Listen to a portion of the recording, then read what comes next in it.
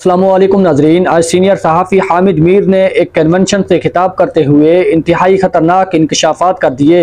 नाजरीन आइए पहले उनका गुफ्तगू सुनते हैं, फिर इस पर बात करते हैं। मैं ख़वातीन से माजरत के साथ एक मुहावरा बन गया, अब क्या करूँ मैं।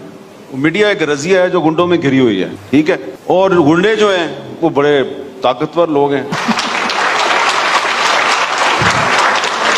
अब मैं यहाँ पे आसमा के लिए ज्यादा मसाइल पैदा नहीं करना चाहता, इसलिए कि कुछ वाकयात की ये भी आनी शाहिद है, और मैं आपका दिल भी नहीं तोड़ना चाहता कि हमें ऐसी ऐसी बातों का पता है जिसका पाकिस्तानी कौम को पता ही नहीं है, लेकिन कुछ ना कुछ तो हम बता ही देते हैं ना, उसकी वजह से पाबंदियां भी लगती हैं, मसाइल भी होते हैं। देखें, प्रॉब्लम ये है कि पाकिस्तान की जो रियासत है वो जब तक एक आज़ाद पार्लियामेंट नहीं चलाएगी तो ना पाकिस्तान के मसले हल होंगे, ना कश्मीर के मसले हल होंगे। हिंदुस्तान जो करता है वो एक अलहदा कहानी, लेकिन बहुत अच्छा एक नुक्ता उठाया आसमा ने कि 5 अगस्त 2019 के बाद क्या हुआ। ये मत समझें कि 5 अगस्त 2019 अचानक हो गया, बिल्कुल अचानक नहीं हुआ। 5 अगस्त 2019 के दिन जंग अखबार में जो मेरा कॉलम शाया हुआ वो गूगल करके निकाल के पढ़ लें, तो मुझे अगर कुछ पता था और मैं वो वार्न कर रहा था तो उसकी कोई वजह थी ना। सिर्फ एक आसमा शिराजी नहीं है यहाँ पे जिसको कुछ बातों का पता है, एक और भी साहब यहाँ बैठे हुए हैं बड़े मोहतरम, फवाद हसन फवाद साहब, ये वजीर आजम साहब के प्रिंसिपल सेक्रेटरी रहे हैं, इनको भी पता है कि कौन कौन से पाकिस्तान के ताकतवर लोग कश्मीर को बेचने के चक्कर में थे।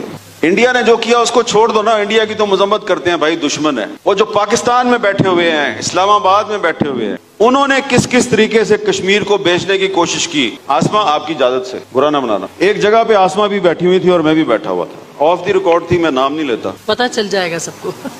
चलो ये वैसे हैं बड़े समझदार कश्मीरी हैं, इनको लोग बेवकूफ समझते हैं लेकिन हैं बड़े समझदार।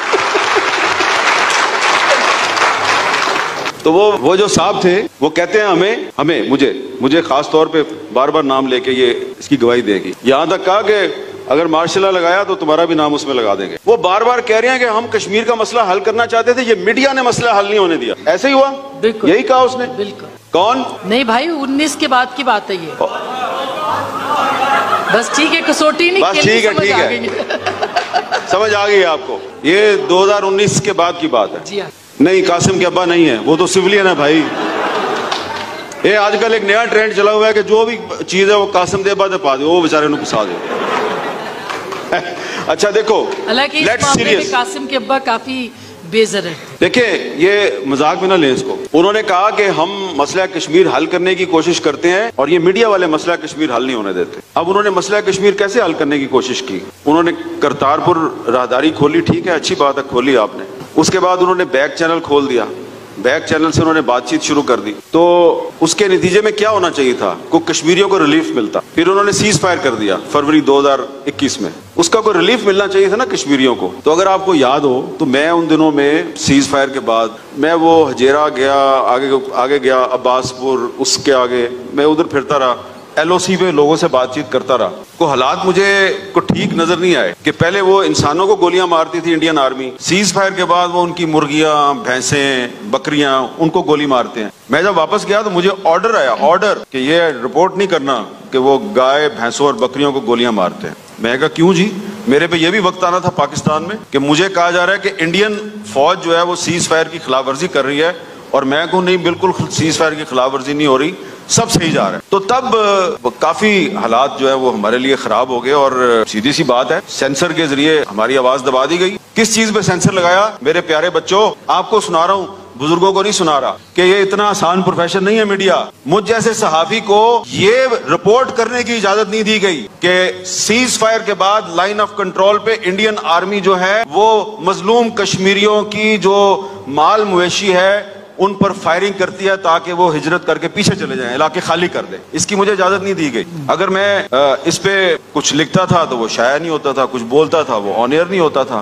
तो अल्टीमेट उसका नतीजा ये निकला कि एक दिन वो जो मास्टरमाइंड साहब थे उन्होंने को 10-15 सहाफी इकट्ठे किए, और उनमें आसमा भी बैठी हुई थी, और उसने जनाब हमारे खिलाफ एक चार्जशीट खोल दी। तो मुझे तो उस दिन बड़ा अपने आप पे फख्र हुआ कि यार मेरे पे चार्जशीट लग रही है, आसमा शिराजी पे चार्जशीट लग रही है, बाकी हमारे जो साथी हैं उनको नाम ले ले के वो साहब सलवाते सुना रहे हैं। बस उन्होंने ये नहीं किया कि छड्डा का नहीं, बाकी जो उन्होंने करना था कह दिया। छितर परेड की उसने हमारी। क्या कसूर क्या है कि हम कश्मीर का मसला हल करना चाहते हैं और आप मीडिया वाले मसला हल नहीं होने देते।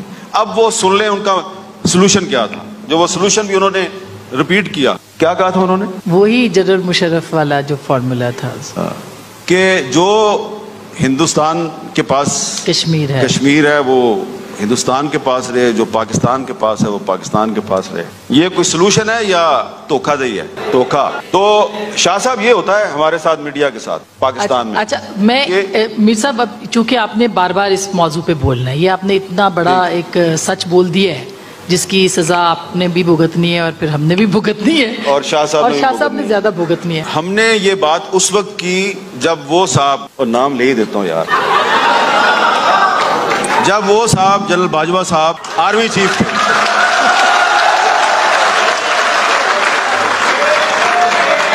जब वो आर्मी चीफ थे, उसके हटने, आर्मी चीफ से के ओहदे से हटने के बाद बात नहीं की। ये सारी बातें भी वो उस वक्त कर रहा था जब उसने वर्दी पहनी हुई थी, और 9 महीने उसने मेरे पे पाबंदी लगाई रखी इन्हीं बातों की वजह से। तो हम इस बात पे बिलीव नहीं करते कि जब कोई बंदा चला जाए, ऑफिस से चला जाए, फिर उस पर बात करो। तो ये बताना सिर्फ आपको ये है कि it's part of the game. हम अगर सहाफत के प्रोफेशन में हैं तो हम सिर्फ अगर ये कह दें कि ओहो जी आवाज़ बंद हो गई थी, पाबंदी लगा दी थी, तो इसलिए मैंने बात नहीं की। बात मैंने भी की, आसमा ने भी की, उसका खमियाजा भी भुगता, और वो खमियाजा भुगत के हमने कोई बड़ा काम नहीं किया। ये हमारा प्रोफेशन है, ये करना है।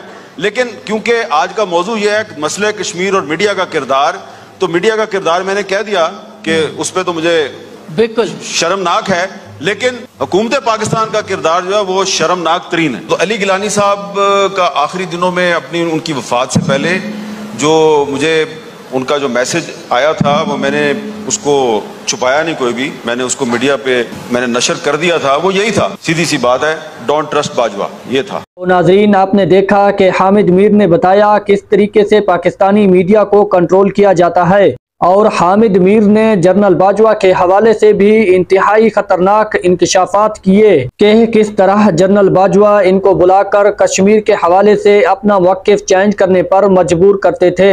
हामिद मीर के मुताबिक जनरल बाजवा कश्मीर का सौदा करना चाहते थे। नाज़रीन, आपने हामिद मीर के इंकशाफात सुने, आप इन इंकशाफात को किस नज़र से देखते हैं? अपने राय का इजहार कमेंट बॉक्स में करें। मिलते हैं अगले वीडियो में, तब तक के लिए अल्लाह हाफ़िज़।